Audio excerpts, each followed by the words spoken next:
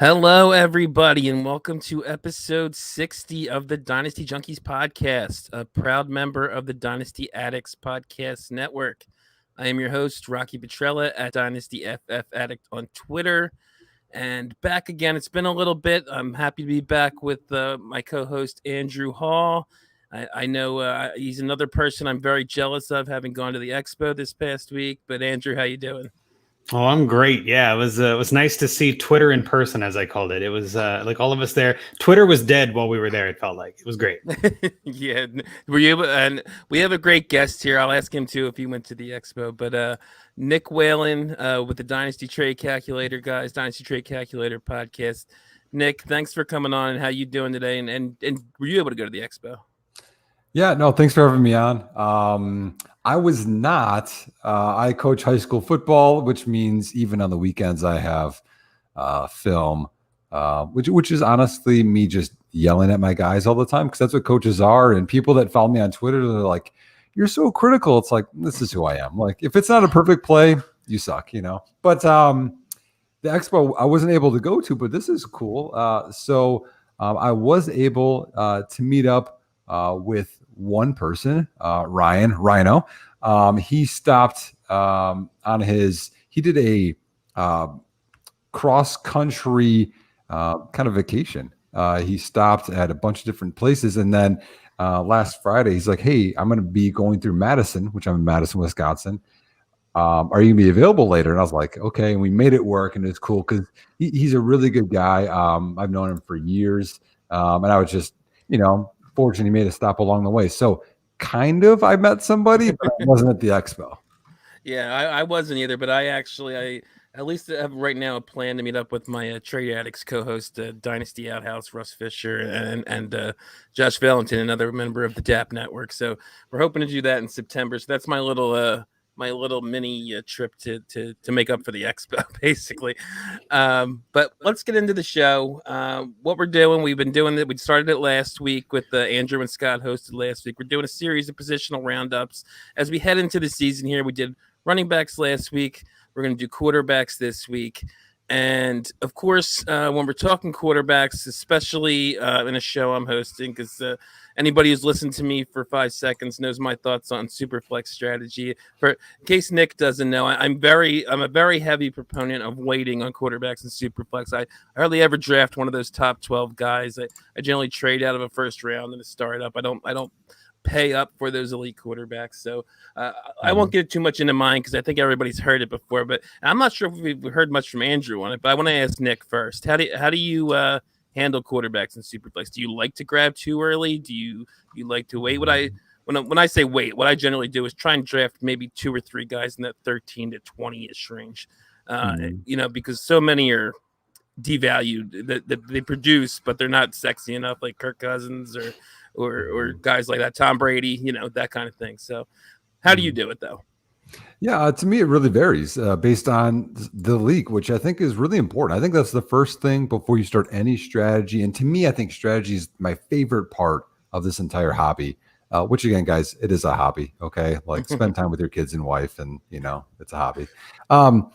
But strategy is the best part. So you have to check out scoring, how many people you can start, et cetera. I think you could have a blanket strategy, but then if the scoring's different, then I'm going to draft differently. So for example, SFB, which I see Andrew's got the shirt on, which I got the same one. I got that. I got that one last year. And I think last year I got that, or the year before I had the Army, the G.I. Joe one. Yeah. I did want to bring up SFB because Nick is also pick 11 and he was in the pick 11 chat and he was kept giving us updates about how long he was waiting on quarterback. Right. Who did you actually end up with there? Do you remember? Yeah. So I was so close to being the last person to get a quarterback in all SFB, and then it would have been round 12, and I'm like, I can't wait that long. So at 10-11, I got Sam Darnold. At 11-2, I got Jared Goff. And then now this is looking fantastic. At 14-11, I got Taysom Hill. And then 16-11, I got Drew Lock, which could be huge. That's all right. Yeah. Yeah. But I've also had some leagues where I feel that quarterback is weighted more heavily. and I'll definitely get at least one early. But again, in Dynasty, I love getting young guys. So or especially if we're going to talk about Superflex Dynasty Devy, then I'm going to be hitting them in my Devy league. So I'll get a lot of rookies too. And we'll talk about some of that. So to me, honestly, I think you can't have one regular strategy. You have to vary it based on format and scoring. And yeah, I agree with that. And in a generally standard league, yeah, I'm not as heavy on worrying about youth, like you were talking about, which is I think what pushes a lot of these quarterbacks up is the youth. Like I said, the guys that I tend to go for are guys in their 30s that people don't want anymore, but are still putting up points. But Andrew, I don't think we ever heard you really lay out how you do this. We always joke about me, but how do you handle quarterbacks in Superflex? Yeah, I don't have as cool of a hashtag as like a particularly Petrella kind of move, right? Where like that's your art, that's your QB strategy. I tend to go a little more balanced. I kind of like what Nick said though, where you kind of have to play the room, right? And it depends on the draft, it depends on the format, it depends on the scoring, all that stuff. And everybody hates that answer of it depends, but that's pretty much my answer for everything because there's so many variables. You really can't give one answer and say here's what it always is, except for you, Rock. I guess you just old people rule. But no, I think what I usually do is kind of get one early and then wait to get my second and third kind of near each other in that, 9 to 12 kind of range. Just because, again, I think the value drops so far down once you get older. And those guys like Brady and Cousins and Baker even, and you get down to the bottom where your guys like Fitzpatrick and Roethlisberger and things like that I can't trade away Roethlisberger in one Dynasty league for a third. You know what I mean? Like, it's just nobody wants the guy. They're all like, no, I'll keep the pick. I'm like, oh, come on, I'm rebuilding. I don't want this guy. But like we talked about a couple weeks ago, timing is everything, right? So now is not the time to trade away Roethlisberger. You have to wait until an injury happens. You have to wait until he starts putting up some of those points that we all know he's going to do, whether he's old and dead or whatever. He's still going to score points. And I think that's kind of why your strategy works so well, Rocky, is that a lot of people just don't want these older guys because there's just no flash to them. But once they start scoring points, none of that matters, right? All of it turns into redraft in season. So like there's only so much you can really plan ahead for. I will say the reason I like getting one early is because it is nice to have some insulated value, right? Those young guys tend to hold that value pretty well. So in those earlier rounds, I like them more than running backs in most cases because running backs fall off a cliff. So it kind of depends, I guess, on, again, how you want to build your team. Everybody should be building to win now. Everybody should be leaving the draft with the feeling that I'm a contender and all that. And I think the way I do that best is when I have one early and then a couple late. Kind of a mix of both of you, I guess. Well, I also think it's important. I mean, when you have one of those strategies that you're married to, and you talked about flexibility, no matter what it is, it's, zero running back or what do they call it? Hybrid zero running back now, or whatever they call it. Hero running back, right? Yeah. I mean, you can't be married to any kind of strategy because you don't know the guys in your league. Every league is different. Don't be married to ADP. Every league's different. Everyone's got their own thing going on, but you need to be flexible because you can't say, hey, this guy's going to be RB1 no matter what. And you're, the homer, and then you have the hater. But like, we all should live honestly in the middle ground. That's where you should be. That's where you can exploit the edges too. And we've all been in leagues where there's, 10 quarterbacks in the first round. And you're just like, well, okay, I guess we're going quarterback heavy in this draft. And you have to pivot and kind of figure out where the values are and say, well, do I want to take one or do I start the running back run?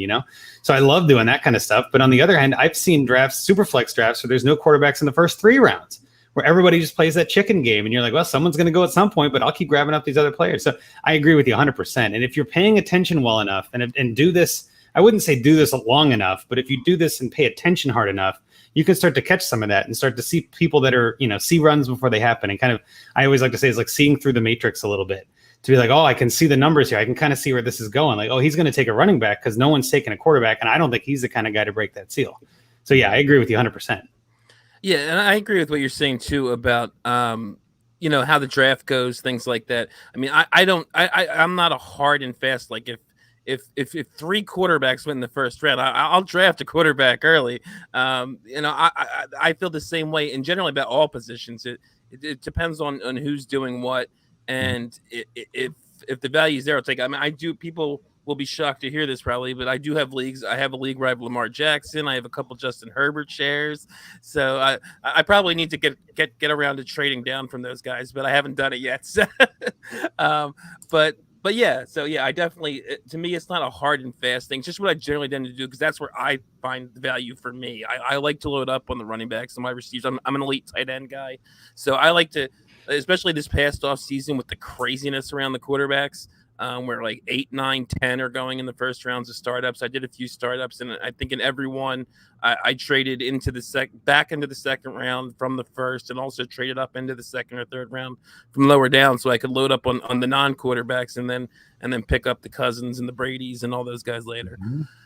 But when wait, just real quick, you said you got sure. Drew Lock on the 16th of Scott Fishbowl. Like that just feels like robbery. Like that's crazy. Even if he only starts a couple games, that's terrific value, right? Like, oh my gosh. Yeah. Well, it's not just 16. It was 16-11. Yeah. Yeah, almost 17. What? Yeah, And you mentioned 4 guys you got there. Is it generally is that just because you went so late? You went to grab 4 different. I feel most people want 3.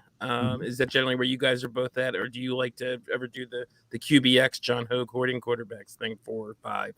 Yeah. I'll jump in and just say I've done that once where I think I did like 5 QBs in the first 10 rounds or something, just because nobody was taking them, and I was like, well, that's great value, and that classic idea, like I said again, of insulation and all this. Like, well, I'll take Carson Wentz in the 10th round. Like that's still pretty good value. And this is, a year or 2 ago, but the same logic applies. I'm just drafting them to try to help my value of my team and potentially trade them away. But those are in leagues that I know are going to be active and are going to be trading. Right? That changes the whole thing too, right? If I don't know anyone in the league, or I know it's not an active league, I'm much less likely to draft with trading in mind. I always tell people, don't draft with the idea to trade any of your players. That's usually not a good strategy. But I know, Rocky, you play in a bunch of those trade addicts leagues. I'm in a couple with some crazy guys too that just, it's all value, it's all going, it's all moving. Well, that's kind of different. Then you can have a little more fun that way. And, I don't usually hoard them and then try to sell them at and I don't scalp them, right? I don't put them in like a crazy high price, but I do like them in the sense that, okay, well, I'll get the quarterback here because it is better value than I like the running backs. But yeah, I mean, it's kind of depends. But I usually like to have 4, kind of like what Nick did. I like to have one kind of linchpin, and then if I'm going later, I like to get 3 or 4 different, 2 or 3, I guess, different crapshoots. Like I took Mac Jones, I think it's Scott Fishbowl, where I'm like, I just feel like he's going to be the guy eventually, in like the 14th round or something, like the 13th, whatever it was. Like that's pretty good value to me. I'll take him here. He's not going to start, but he could be a killer at the end of the year. So, and Scott Fish, there's no trading, right? You kind of have to look at your whole season almost like a best ball in a way, just to be like, I'm drafting and I'm not setting it and forgetting it, but there are waivers, but that's a whole different kind of league. You got to play a whole different game there. Yeah. Well, and you go, Nick. Yeah, so I mean, this is an actual league that I'm in, and I like to reference or pay attention to leagues that they're big money leagues. This is a $200 buy-in league, where I specifically, and I'm different than you are, Andrew. I punt year 1 generally, not completely, but like I'm going to go younger, and I filled in on running back. And again, I looked at the settings. Quarterback isn't as heavy scoring as it is in other Superplex leagues. So for sure, I was heavy into running back, solid really good wide receiver. It was tight end premium. My tight end wasn't as good, but I traded for Hawkinson. But I went through all last year. I got 7th, so I just missed the playoffs. So even in my rebuild, or whatever you want to call it, punting. But I had Baker, Goff, Teddy. And I'm like, okay, that's enough. That's those quarterbacks you're talking about, Rocky, where it's like, okay, they're not sexy, you know what I mean? But they're serviceable. But then this offseason, I made trades and I got Justin Fields and Mac Jones to go in there. So right now I'm backfilling that because now people are trying to catch up on the other positions, and now they're not valued correctly because like Mac Jones, he's not a sexy guy to pick up. You're like, well, whatever. But I got him at like 108 or 7, I think, in a Devi. So it's depleted. Right. I'm like, okay, cool. I'll grab him. Yeah, and I just I agree with a lot of what you guys are saying. And I was going back to when I started talking with what Andrew was saying is I agree. That's why I can never do the horde but I don't like drafting guys just to trade them later. Right. I'd rather just draft the guys now. And I'm kind of the opposite of Nick, where I generally start win now, and I'm fine. To me, it's like I'll be punting in 2 years when 2 or 3 years when my guys get old. Then instead of punting year 1, I'm punting year 4 or 3. So that's the way I look at it. But let's get into our next segment here, which is what we're doing. We're doing with this with each position we do for these next few shows is looking ahead to ADP, guys that might rise or fall from where they're at right now. So let me run down the quarter, basically looking at the first round guys and who might fall out, who might come in. So right now, or not first round, I'm sorry, top 12 QB1s. So right now in August ADP, which just came out today for DLF, it's Mahomes at 1, then Allen, Kyler Murray, Lamar Jackson, Dak Prescott, Justin Herbert, Lawrence at 7, Wilson at 8, Russell Wilson, Joe Burrow, Trey Lance at 10, Justin Fields at 11, and Aaron Rodgers at 12. So what we did is a little exercise. We're each going to go over a guy that we think might come into the top 12 by this time next year and who will be out of the top 12 by this time next year. So first we're going to go who's not going to be there next year. And I really liked, I thought Nick's was a little spicy, and I thought I liked it. So I'm going to let Nick go first. Ooh, okay. Leave me the floor. So I might be one of the more, and again, because I'm negative, people just think I'm a hater. I might be like the resident Trey Lance hater or / Kyle Shanahan hater.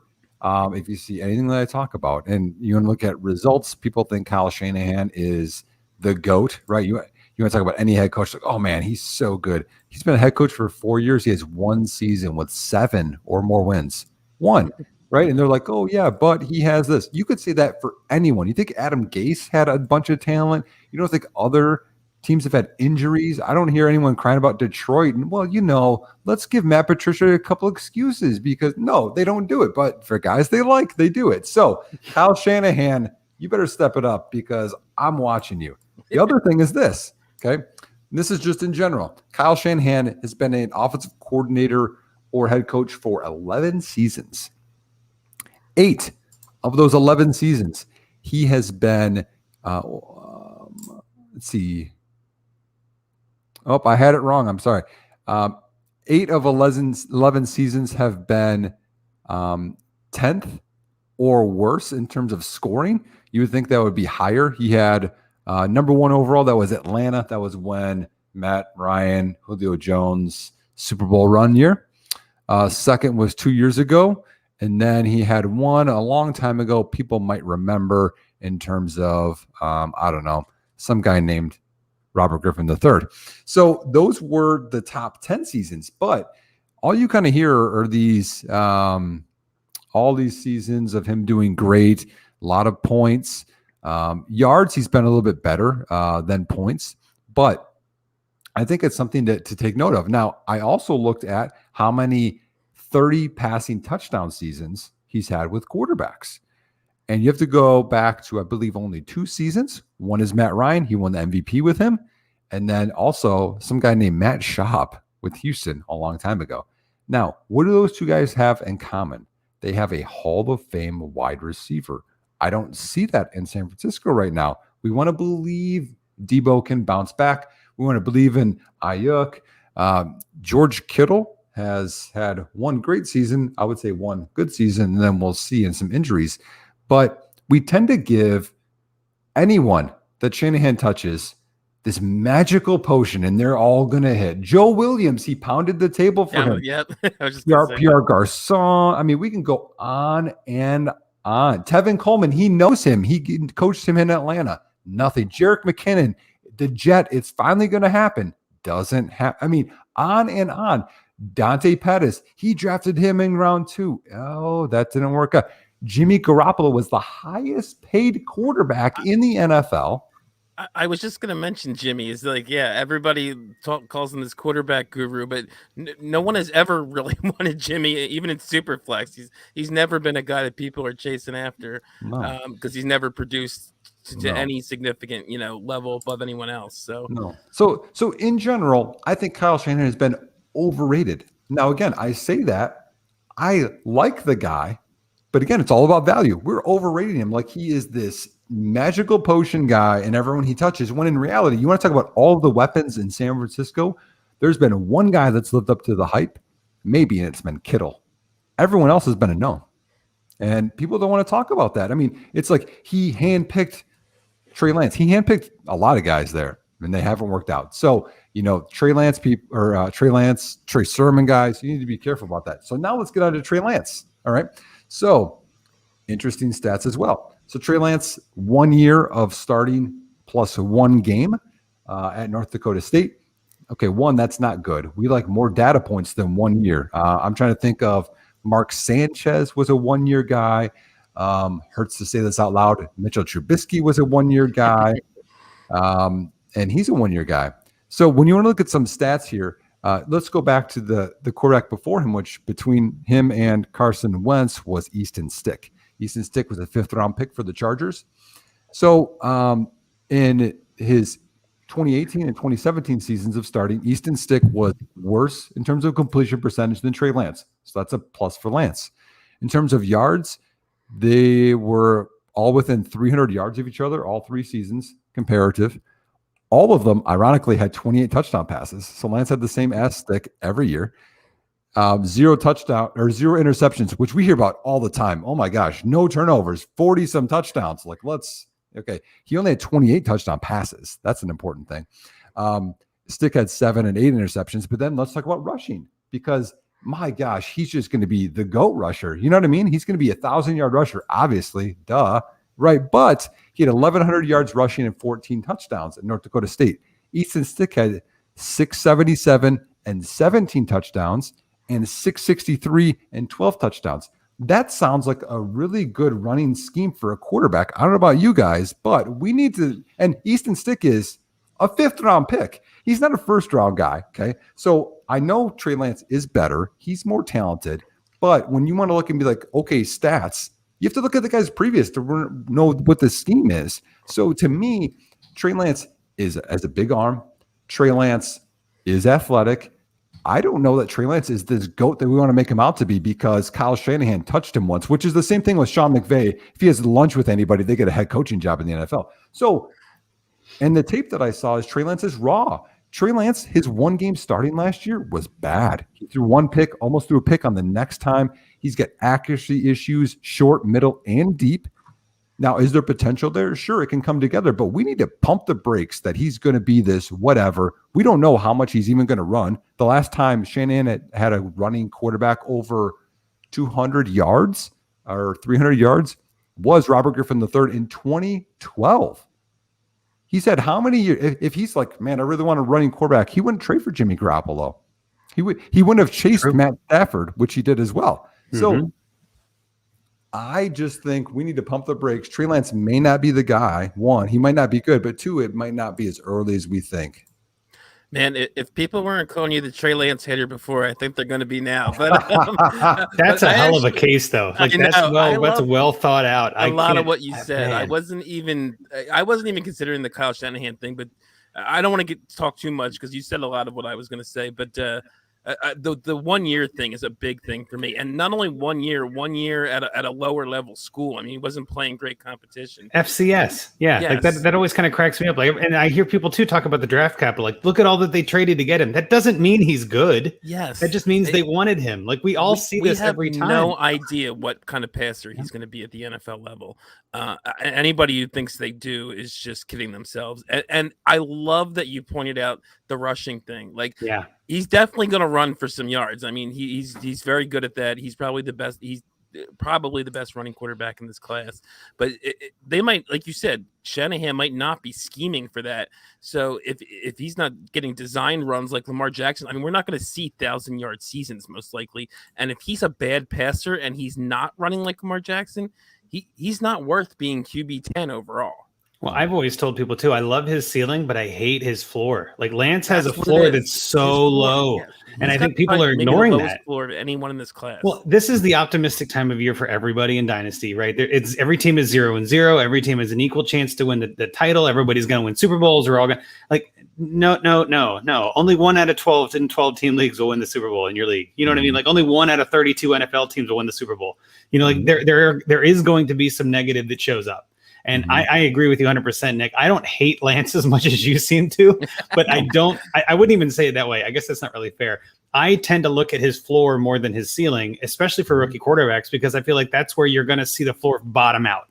And if you're taking a pick like Trey Lance, I don't think I have him on any rosters out of 20-something leagues, right? And some of those are best balls and the eliminators, and nothing. I don't think I have him on a single one because it's just like, even if I did, it would probably be like, well, it's a flyer, like it's a best ball, especially like, oh, you got to shoot for ceiling, right? But I don't like his floor. And I think I only had 1 or 2 chances to draft him in rookie drafts, and it wasn't really on my radar. I was like, no, give me ETN, give me Harris, give me one of those guys ahead of him, even in Superflex, which may sound crazy, but I was like, I'm okay to take the more sure floor in this case. That's all. I'm with you on that, Andrew. I think everyone's kind of ignoring how low that floor is. And I've been a Fields over Lance guy for that very reason. Fields has a much better floor. Yeah, Fields has a much better floor. Yeah. And I think he has just as high. I mean, he's a very good rushing quarterback too. And I think a much better passer from what I saw, and he did it against much better competition. But Lance went first for a much longer time. So, Lance went first, so he must be better, right? Yeah, I guess so. What are you? Right. I've never understood what the NFL didn't like. I heard all that stuff before the draft. I did, and then he did fall to 11. Yeah, which was 8 spots lower than Lance. I never got what they did not like about him. But I'll add in a few more things. And to me, it's always about value. And right now, he's not a value. I owned Trey Lance, then traded him, and basically I got Justin Fields, and I like the odds better. Okay, North Dakota State, they're such a powerhouse. People don't understand. They think the Alabama of FCS, but better in terms of they've won, I think, like 6 of 8 national titles or something ridiculous like that. When you watch film, he's got these numbers. His receivers are so open.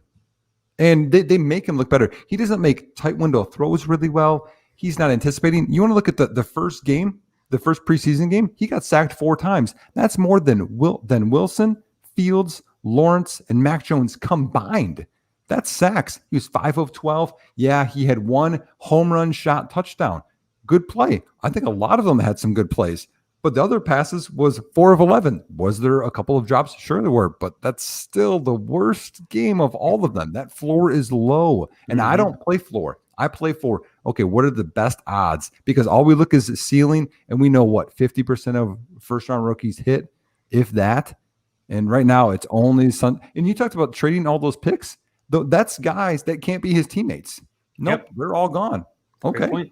We talk about that in Dynasty too. When you're making a trade and you're like, I'm trading this player for a pick, it's going to be an early pick. And everybody goes, well, but you're making that team better by giving them that player. Like you're lowering the value of that pick. It's the same kind of logic in the NFL, right? Like now they don't have these picks to build around him. That could really hurt him. You're exactly right. Mm-hmm. So Andrew, why don't you get into yours? Because I'm not. Well, you actually put 2 on there. I'm not sure which one you're going to go. There was one that I thought was low hanging fruit that I was leaving for you guys, and that's one of the guys you have on there. But I don't know if that's the one you want to talk about or not. I'll quickly talk about. I don't really have as nearly the depth that Nick does. I'm just going to preface that. Neither do I. For the record, I also don't have nearly the hatred. These are both kind of like, I could see it. So I do love that Trey Lance talk though. That was terrific. But the low hanging fruit I'm thinking you're talking about is Rodgers, right? I put him on here only because he's 12th in ADP, so he's the easiest one to fall out. But also, a year from now, he could be anywhere. He could be hosting Jeopardy. He could be on a golf course. He could be on the Jets. Like, honestly, we have no clue where he's going to be a year from now. So for me, that wide range of outcomes, as opposed to normal years when Aaron Rodgers is going to be back with the Packers, he's going to be high. I don't have that stability this year. From 1 year from today, who knows? So I wanted to at least put him on here so that we had that brief time to talk about him. And also because I checked something today, which cracked me up.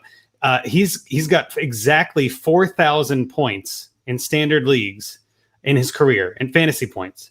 He's got 2 catches. So in PPR, he's at 4,002. I just thought that was hilarious. Like that he's got 4,000 fantasy points. I just thought that was interesting. But the other one that I wanted to bring up, he might, because actually there's some drama around the new host. I won't get into that. That's not what the show's about. But the other one that I wanted to bring up was Trevor Lawrence. And not necessarily for the same 18 reasons that Nick went through, but the floor is low on Trevor Lawrence too, right? I know he's the generational talent, a clear-cut number 1, and like the next Andrew Luck, and we're giving him all these labels. He's with Urban Meyer, who is a new coach in the NFL. That's risky. Yes, he's got his running back in ETN, but there is a little bit of a controversy at the running back position. Their receivers are, Chark, Visca, and Jones. Like, I'm not sold on this team being like lock stud around him.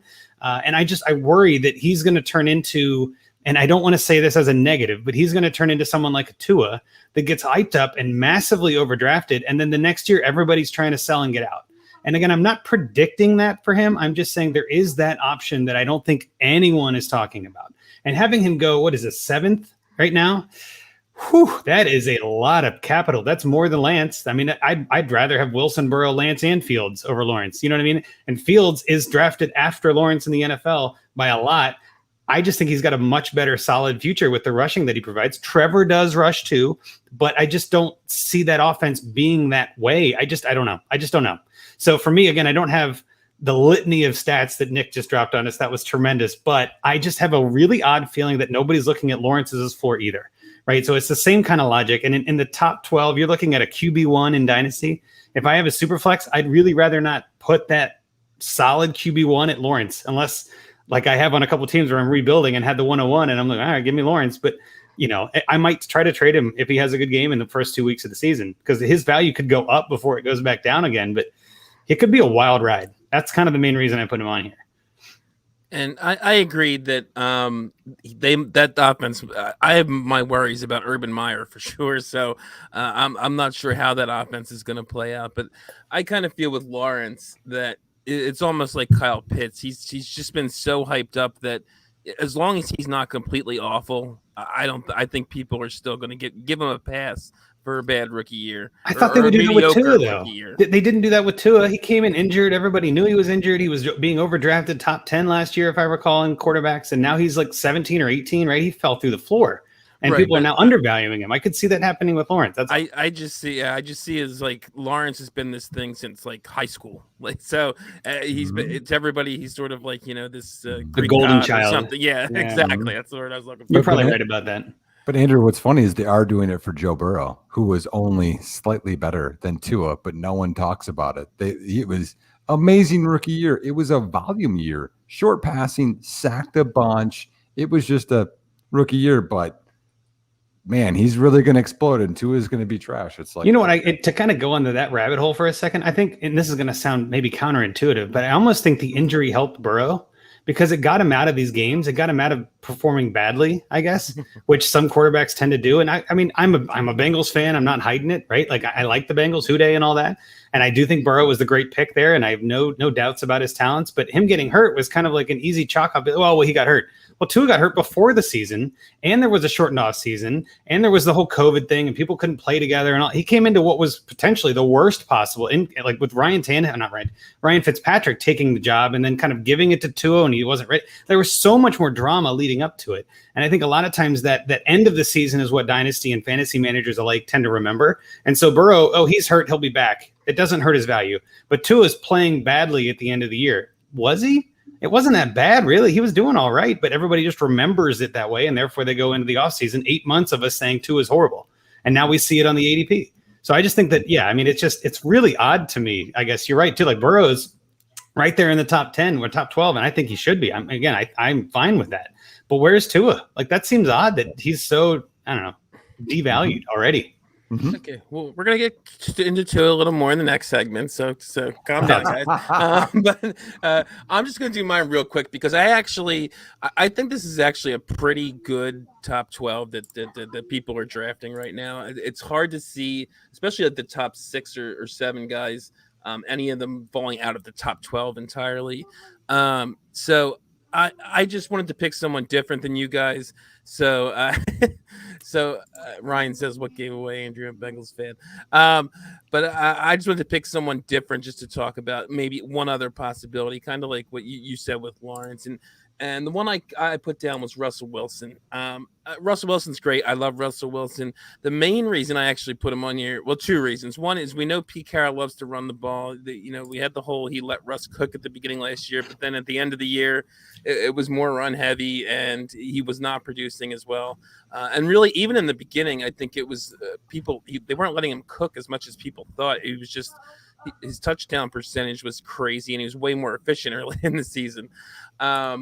And I also think the age thing. I mean, I know, and I think you guys probably know, that age isn't that big of a deal for quarterbacks, especially if you're in your early 30s. But he's going to be 33 next year. And if you look at this list we have here, there's 2 guys that are over 28 years old. If you put Dak in there, there's 3 guys over 25. So I think it's just following the whole trend of Dynasty as a whole. Every year seems to get more and more propping up the youth guys rather than regardless of production almost. So I think there's a scenario where if Wilson doesn't have a typical season, or they do get even more run heavy than the past, or he just doesn't throw as many touchdowns. That's the big thing he does every year is he throws 30, 35 touchdowns or so. And that he doesn't throw for a ton of yards all the time. He adds some with the feet, but I do think there's a scenario where he has an okay season. He's 33. We have, guys we're going to be talking about that could be hopping in that are also younger. I'm sure almost every year, whoever the 101 is in Superflex drafts ends up being a top 12 guy. So somebody has to fall out. So I can see a scenario, but I'm not super convicted that Russell Wilson is falling out. I just wanted to throw it out there. Any thoughts on Russ before we move on to the guys that may hop in? I mean, I agree with your overall premise that, I mean, you look at that list. I mean, Herbert, whoever else. I mean, it's such a small data point that these guys are going to be studs, even though I like a lot of the guys. I mean, we have a bunch of rookies in there, I mean, heck, even Kyler Murray. Kyler Murray had a good stretch last year. Before that, he was just kind of good rusher. I still don't know if he's going to win down the field. When is Kingsbury going to be there if they have a bad year? I mean, there are some of those coach questions that I think people maybe don't take into account. The Bills, I think, are pretty locked in. Mahomes and Reed aren't going anywhere. But then you got and Lamar is not going anywhere. I don't see the Ravens changing their coaching staff, but I could see Kingsbury being on a hot seat if they go, 4-13 or something this year. And Kyler has a great year, but now there's a change. That could be risky. Yeah. Oh, don't get me on that one. You mean Cliff Kingsbury, the guy that hasn't had a winning season coaching since I think his second year at Texas Tech? He had 2 to 3, 4 years of losing seasons there, gets fired, then gets a head coaching job, and then goes under 500 or 500 so far in the NFL. But again, he's a genius. Remember, we have all these. They signed AJ Green. They're good now. Dude, JJ Watt's there. Yeah. So it's just a lot of these perception things need to be backed by stats, and this goes completely to what Rocky's strategy is. These old quarterbacks, man, they're boring. We know who they are. Let's get these exciting, shiny new toys, and that's when you get value. So on that part, I agree with you. Love it. Okay, and we're going to get into the quarterbacks that will hop into the top 12. Andrew, why don't you start with yours, which again I think is one I considered as well, and then I think it's a pretty easy choice. I feel like it's easy and a hot take all in the same thing, right? Because it's just such an obvious missing name from that list is Desean Watson. I mean, Watson is one of those quarterbacks that he is almost untouchable in Dynasty right now because there's so much confusion about what's going to happen. His floor is really low, his ceiling is really high. He's a really variant kind of player. I mean, there is, and people try to get into debates and argue this, and I say there is a chance that Watson does not play it down in the NFL again. There is a chance. I'm not saying it's a high chance. I'm not saying it's likely, but there is a non-zero chance that he's done, right? And I think sometimes people get no, he's definitely coming back. I guarantee it. You can't guarantee that. The way that the woke world is these days, and again, I'm all a fan of process and playing out the allegations and seeing if he's guilty.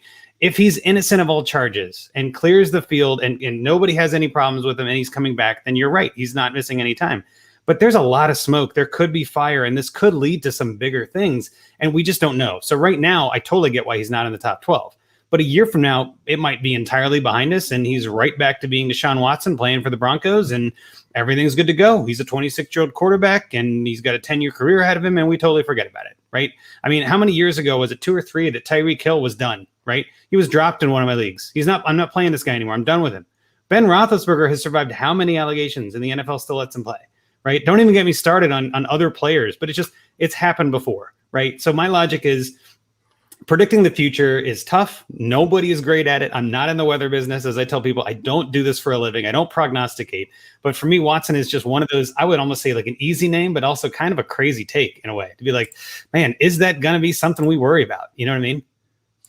And I'm with you on that one because here's my one take on people with off the field things. Okay. I'm not taking them to church. They're not meeting my family. I'm playing a game to win, to win money, to win,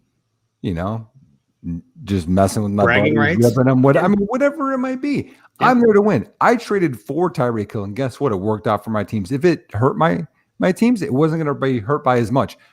Let's not forget Desean Watson. Okay, you said his age, but Desean Watson led the NFL in passing yards last year. And he's not even in the top 12. Yep. Again, it's a perception thing. He was 10th in pass attempts and was first in passing yards. He was third in completion percentage. He's good at quarterbacking. Yeah. Yeah, I mean, he's good. So again, this perception of like, there's the risk part of it, which I get, but I think what are the odds that the back half of that first round ever leads the NFL in passing yards? Low. This is a guy that you should be trading for if you want to win at this game. Now, there's a chance he might not play again. I think it's low, like you said, but there's a chance. But also, like, if he sits out a year, he's still going to come back as a 26, 27-year-old quarterback and have a career. And I'm not taking to church with me. So, like, I want to win. So what's the matter? Well, no, and I'm right there with you. And I think it's it kind of, to hit back on something we said before, is be flexible, and there are multiple strategies. And we talk about that on this podcast a lot, that there's no one way to play this game. Have fun with it is what we always try to say. And if having Watson on your roster is not fun for you, then don't have him on your roster. Yep. Like, I'm perfectly fine with that. I'm one of those players too, where I just don't like looking at the guy's name. So I'm not going to have him. I'm going to trade him away. I'm going to drop him, whatever. That's fine. That's how I play it in some leagues.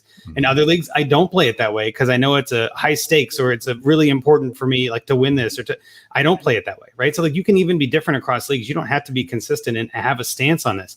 But at the same time, if you're rebuilding, Watson is the perfect target, because there is so much variability with him. And I would say, I put that caveat if you're rebuilding, but only because if you're contending, you're going to have to give up a lot and add a lot of risk that you may not necessarily get enough reward to have it worth doing, right? If you're contending, it's more likely that you want to have the sure bets on your team. You want to have those points because you need those points now. But if you're rebuilding, or even just retooling, or whatever word you want to go by, I'm trying to get Watson every league that I can, that I have no chance to win this year. Because it's like, why not? Let's write it out. I did the same thing with Zeke a couple of years ago when he was holding out, and there was all this question, oh my God, is he going to play or not? And I got him for a steal. And then literally a week later, he signed, he's back with the team. And his ceiling was the same, but his floor went way up. Right. It's like, perfect. That's what I'm looking for. That's a huge gain in value for your team. So I 100% agree with you. Just real quick, I want to interject. Rocky did have to jump off, so we're going to do the rest of this without him, just in case people are looking or listening. He'll be back. He's fine, but he had to dip off. But I know that he had put someone on here that I do want to talk about briefly before I throw it to you, Nick. But we kind of talked about it already, but that was Tua. Right. He put Tua on there, and I agree. I think Tua is somebody that could easily jump into the top 12. I think he should be right beside Burrow in pretty much every ranking. I don't think they're very different at all. I would probably argue that Burrow has a better surrounding cast. Both of them have terrible offensive lines, but the Dolphins have a better defense. Maybe that hurts in a weird narrative streak, but that's getting, 3D chess in a way. I think both of them are solid options and could easily be top 12 quarterbacks in a year. So I guess I know we kind of talked about it, but what are your thoughts on Tua in general? Do you think he's someone worth the top 12 kind of RB slot or QB slot? Yeah, I mean, I think he's back into that, and it's again what you want to play, because it's you got those older guys too. But I like Tua. I liked Tua's film. Now, does Tua have a cannon? No. Do you need a cannon to be successful in the NFL? You don't. See that, and that's a very, very misconception. The biggest thing you need is high processing. Okay, you need to process, and he's good at that. He knows where to go with the football, all that kind of stuff. And he had nothing at receiver last year. Let's talk about what he had. Yeah. Parker, he had Jakeem Grant, Preston Williams, right? I mean, and Williams got hurt. Remember, barely played. And then Gesicki, which he's okay.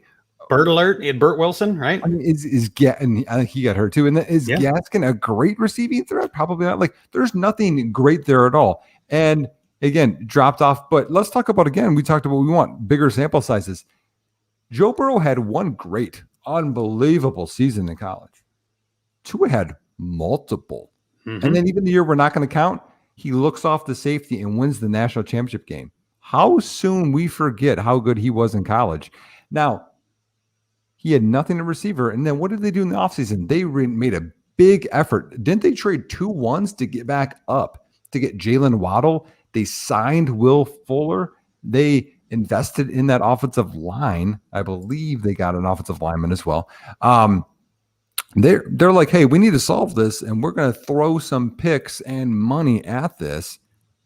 Sounds like I mean, I don't think you get, again, I can't remember 2 of the fastest guys in the NFL, Fuller and Jalen Waddle, being together on a team since like the Cowboys with like Joey Galloway and like Terry Glenn, maybe. Oh, yeah.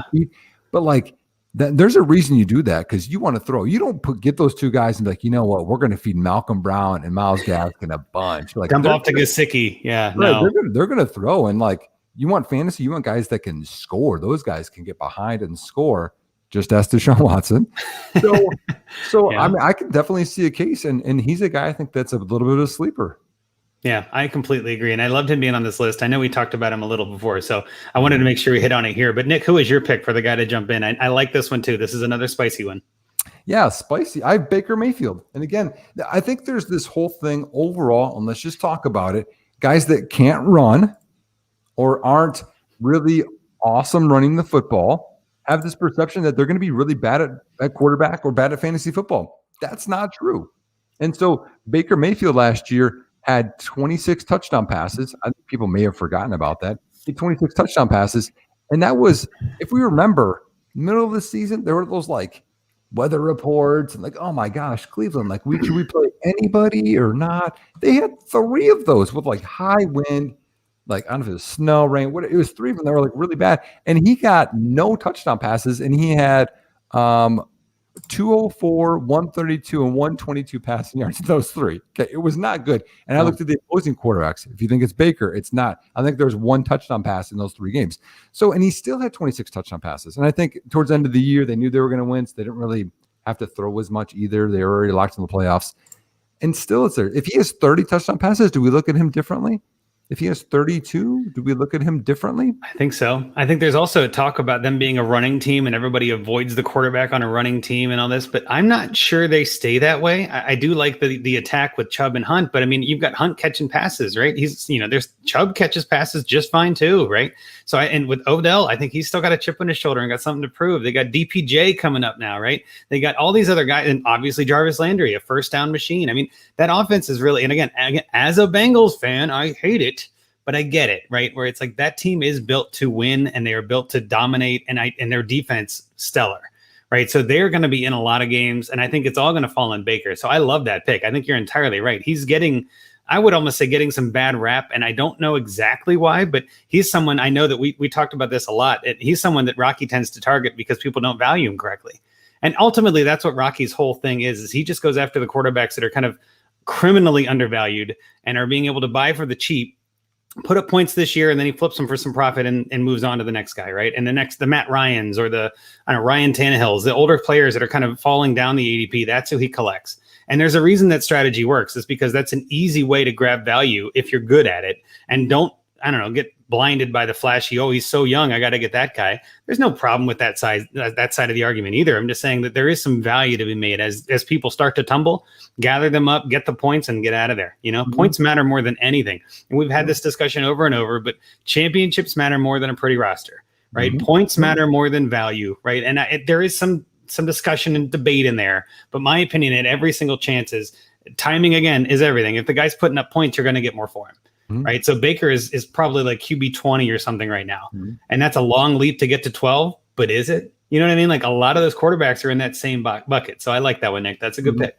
Yeah. And I mean, I remember Baker was the first pick in the draft. And, I even watched one. If people like film and you want to learn, Brett Coleman has some really good stuff on YouTube. He just had one on OBJ and Baker. And he's like, you know what? Just with COVID and his injuries, like just the timing was off. Baker was OBJ was open and Baker missed him some. And sometimes OBJ didn't run great routes. And he's like, but OBJ still has it.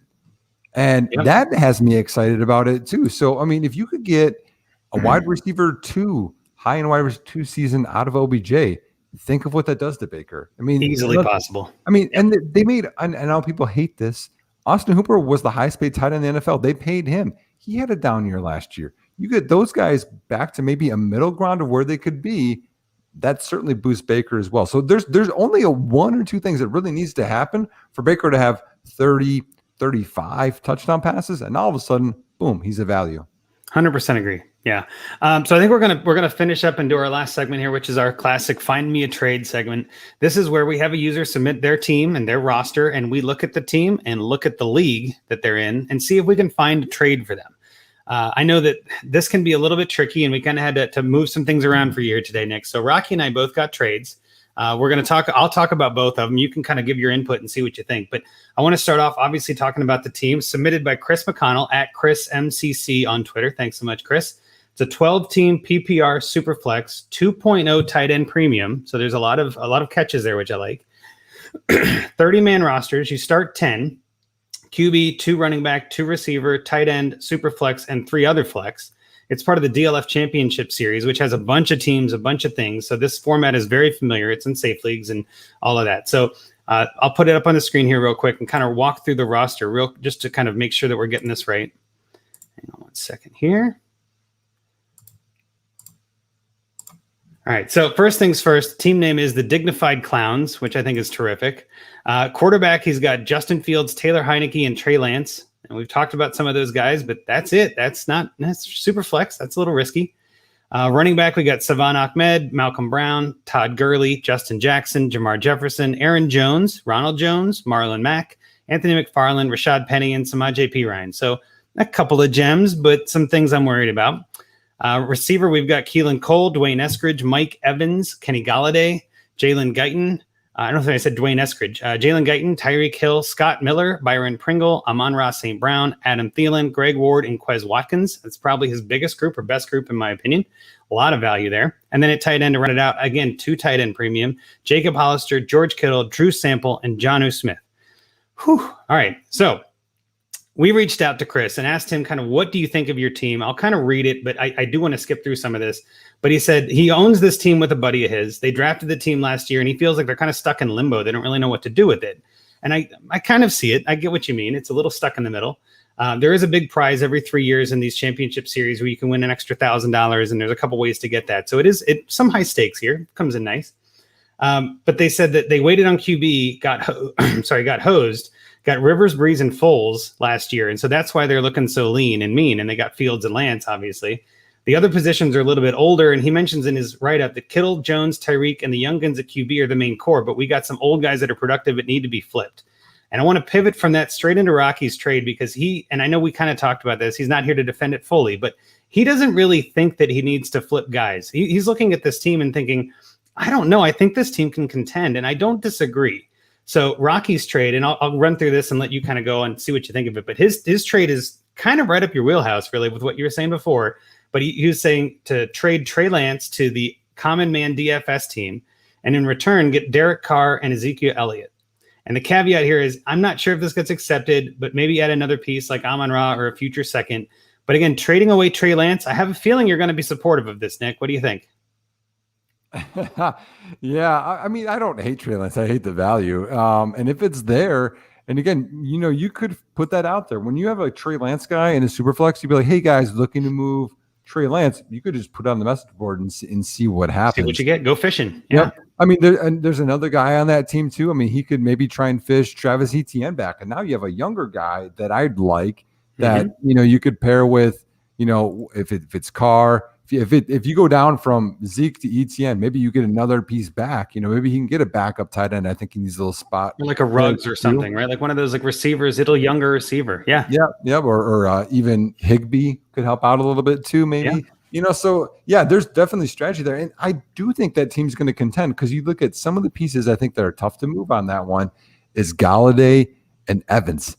Those are tough guys to move. Ronald Jones. No one believes in these guys that much or that much to give you trade capital that you're really going to like. So, yeah, I think it's a contending one. So I agree. I think you add in a piece at running back. I think especially with the depth at that receiver position. I mean, you're Thielen too. I mean, you got a lot of guys. I like that idea. Yeah, and I think, too, just to kind of make sure that we cover this part, Common Man DFS has Jimmy Garoppolo, Derek Carr, and Josh Allen as his quarterbacks. So I think that makes it even like kind of more enticing for the Garoppolo owner to get Lance, right? Like he's probably looking at that going, God, I wish I had Trey Lance to kind of backfill whenever that change happens. So he might be willing to pay more than someone who didn't have Garoppolo. And with the way his quarterback room is set up, he only really has 2 starters also and might be looking at this like, well, I'm a little thin at quarterback also. So again, I love this trade. I think this is actually one of those trades that I could see getting accepted as is. And then also, like you even said, like maybe pivoting a little bit, getting to ETN instead of Zeke, who's got a lot of tread on those tires. Everybody's getting a little worried. ETN might be a little cheaper and have the same kind of future potential value-wise. and you get another piece in there too. I mean, I think there is a lot of potential on this team. I think you said it too, though. The receiving group is pretty deep, but it is getting older. I'm not going to argue, but I think you can get younger without giving up. Right. And I think all too often we see this in dynasty leagues where a team feels like they don't need to contend or they're not the best. I always say to people, if you're the top 3 or 4 in the league, you're contending. You don't need to be dominant to win. How many times have we seen a non-dominant team take home the title? Right. Happens every year. This team is dominant enough. And looking at the other teams, I think it's good enough. The hole is clearly at running back. Right. You need a running back. So I think that's a great trade.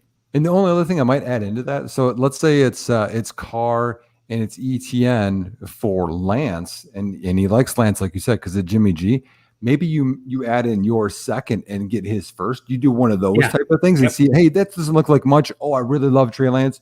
Boom. Now you got another ammo piece next year on this team that you're like, oh no, I'm going to be a little aging to get you younger. And I think too, and Rocky put this in a little bit of his write-up, but this other team is a bunch of running backs like Alvin Kamara, ETN, Elliott.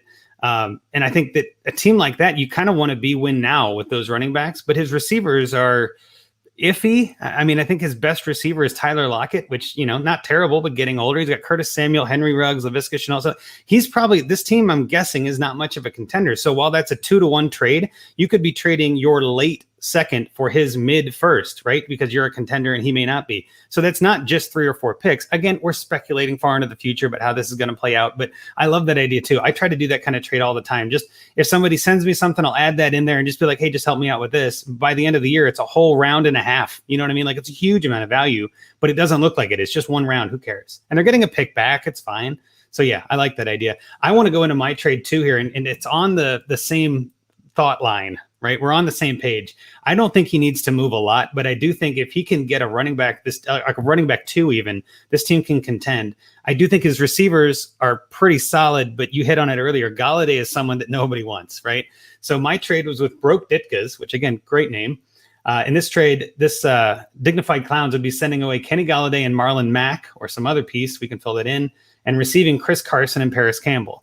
And the logic here is Carson is going underrated too. There's a lot of people that don't want or don't like Carson. They want him off their team.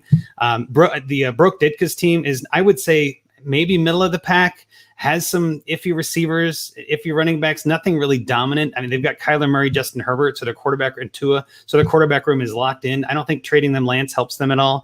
And I think with the way this team is built, Lance isn't bad for you anyway as a QB2 behind Fields. Let's make sure we're clear on that. But I also think Chris Carson on that team, I don't know if there's a lot of value there, right? That team's kind of younger and looking to get maybe build for the future, and Carson's a piece they'd be willing to move. So again, I think the way I look at this is it's kind of a Galladay for Carson with some other pieces thrown in. People are very low on Campbell too. They don't think he's going to come back, or they're not sure.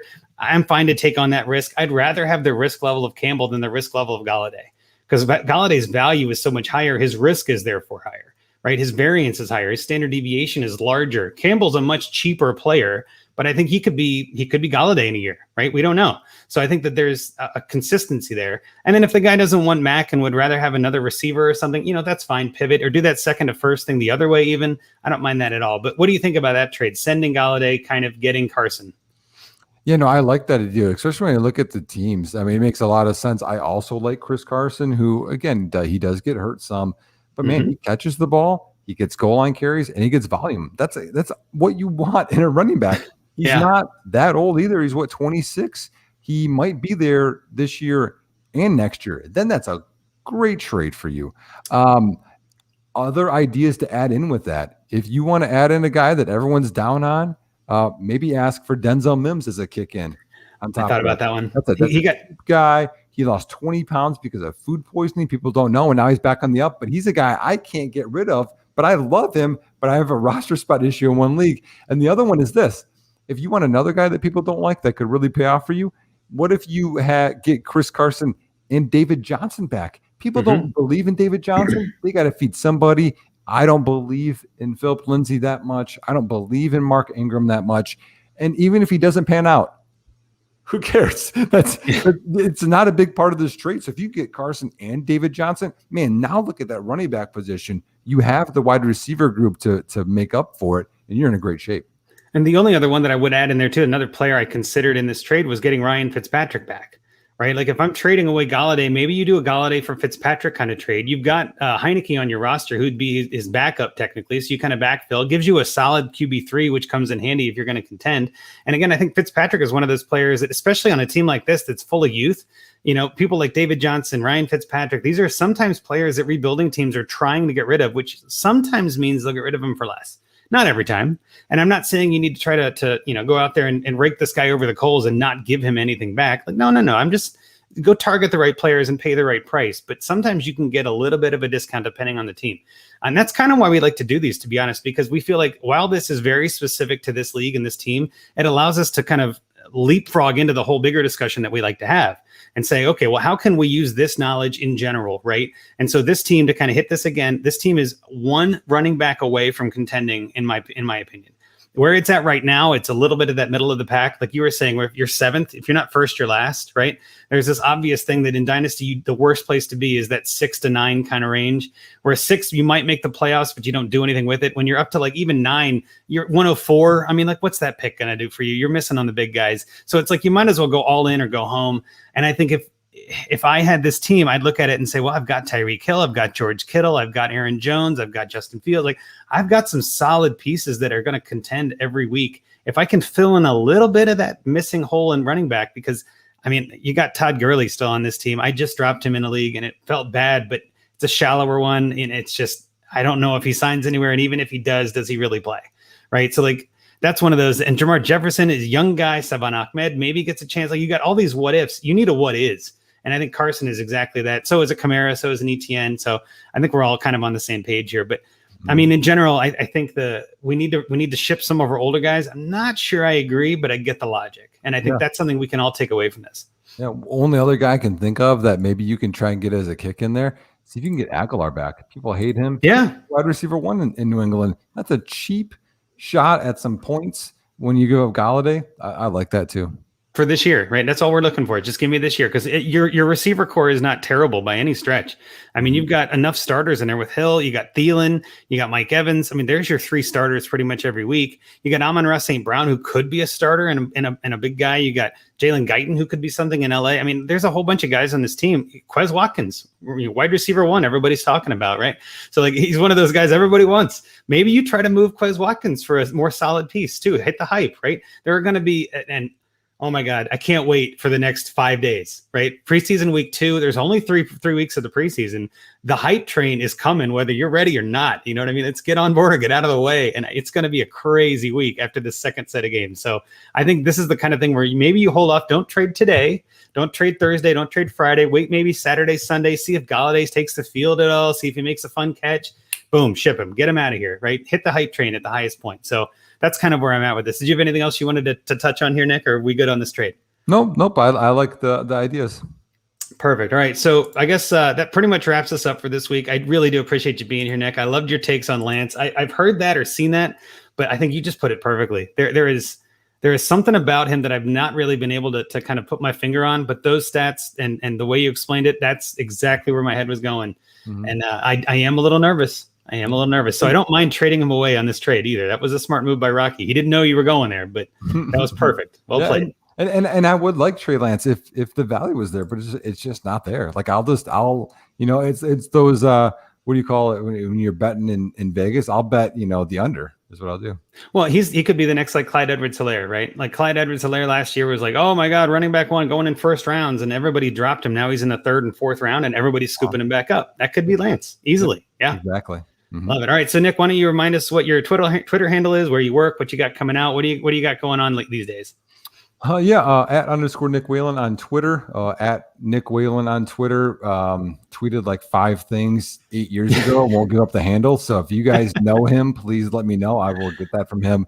I'm DTC podcast, and then Dynasty Nerds. We do Film Nerds, where we'll break down prospects for next year's rookie class. Besides that, I might be doing, I have a YouTube channel. I might be doing these rookie quarterbacks and kind of see how they're doing week to week, but we'll have to stay tuned. I coach football as well, and that's a busy fall for me. It's a busy time of year. We appreciate you being here. And before we let you go, I got to ask, I guess, who is the number 1 quarterback in your mind that no one's talking about? Like, who's the guy that is under the radar that people aren't hearing about enough in Devy?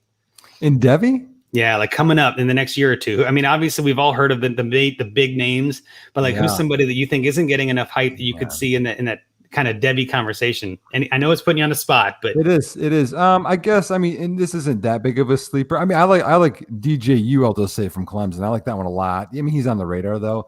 Another one that's on the radar, but a little bit less, would be Carson Strong, Nevada, strong arm. I've heard about him. Yeah. But he doesn't run, but he really, really does well throwing it down the field. He's got the strong arm. He'll remind you a little bit of like the poor man's Josh Allen, just because he's, again, kind of West Coast over there. But he doesn't have the running ability, but he's got a shot to be a first round pick next year. Oh, see, there you go. That's the kind of nugget we're looking for. So if you're in Devy leagues, maybe that's a target, right? Go out there, find those guys early. Really appreciate your time, Nick. And thanks so much for being here. Kind of wrapping up. I'm Andrew Hall at Andrew Hall FF. You can follow me on Twitter, follow the pod at Dynasty Junkies. You can also follow Rocky at Dynasty FF Addict. Follow our third host, Scott Sidlow, at Scott_Sidlow. And definitely follow the DAP network. And I think it's at DAP_network. And then definitely, just tune in every week. We're kind of all over the map with the timing for the lives, but really just come in, hang out, have fun. We had some good comments today. Really appreciate you guys coming in and everything. I know too that definitely subscribe, rate, and review. We always talk about that, but we really do want your feedback. If there's something we could do better, if there's something like that, you want to submit a roster for Find a Trade. Definitely send us a DM. You can shoot me a DM. We'll talk about it. For the most part, we're collecting those. And then when it's your turn, I guess, so to speak, on the show, we'll reach back out and just make sure there's nothing changed and get your feel of things. We are going to be doing those all season long, and we've got a bunch in the hopper now, which is great. But if you really want to have yours on here and have someone talk it out, that's what we're here to do. So again, with all that being said, I appreciate everybody tuning in. Look forward to talking to everybody next week. And with that Junkies out.